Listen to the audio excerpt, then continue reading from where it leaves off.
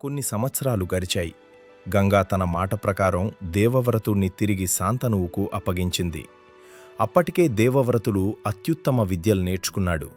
యుద్ధం, ధర్మం, రాజనీతి అన్నిటిలో అతడు అగ్రగామి. శాంతనువు అతన్ని చూసి గర్వంతో నిండిపోయాడు. అతన్ని హస్తినాపుర యువరాజుగా ప్రకటించాడు. ఒకరోజు శాంతనువు గంగానది తీరంలో ఒక యువతిని చూశాడు. ఆమె పేరు సత్యవతి, మత్స్యకారుని కుమార్తె.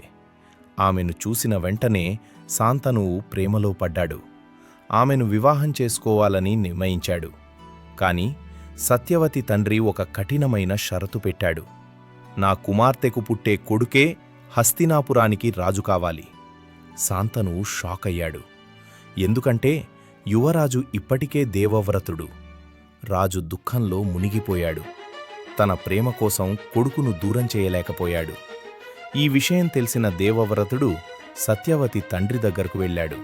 అక్కడే అతడు చరిత్రలోనే భయంకరమైన ప్రతిజ్ఞ చేశాడు.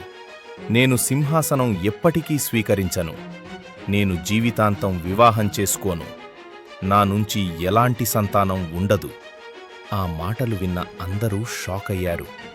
ఆకాశం నుంచే దేవతలు పూలు కురిపించారు.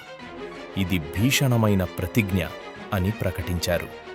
అప్పట్నుంచి దేవవ్రతుడు పేరు మారింది. అతడ్ని భీష్ముడు అని పిలవడం మొదలైంది. ఆ ఒక్క ప్రతిజ్ఞ మహాభారత కథ మొత్తం మార్చేసింది. భీష్ముడి భయంకర ప్రతిజ్ఞ తర్వాత శాంతనువు సత్యవతి వివాహం జరిగింది.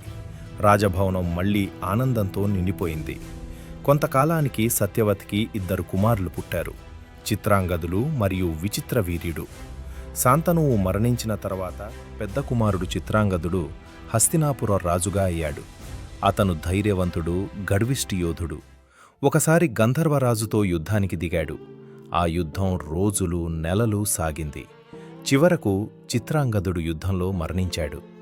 రాజ్యం మళ్లీ ఖాళీ అయింది. అప్పుడు చిన్న కుమారుడు విచిత్రవీర్యుడు రాజుగా అయ్యాడు. భీష్ముడు స్వయంగా కాశీ రాజకుమార్తెలను తీసుకువచ్చి విచిత్రవీర్యుడికి వివాహం చేశాడు.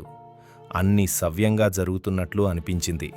కాని విధి మళ్లీ దెబ్బకొట్టింది. కొన్ని సంవత్సరాలకే విచిత్రవీర్యుడు కూడా సంతానం లేకుండానే మరణించాడు.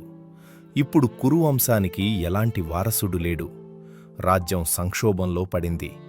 ఈ సమయంలో సత్యవతి ఒక రహస్య నిర్ణయం తీసుకుంది.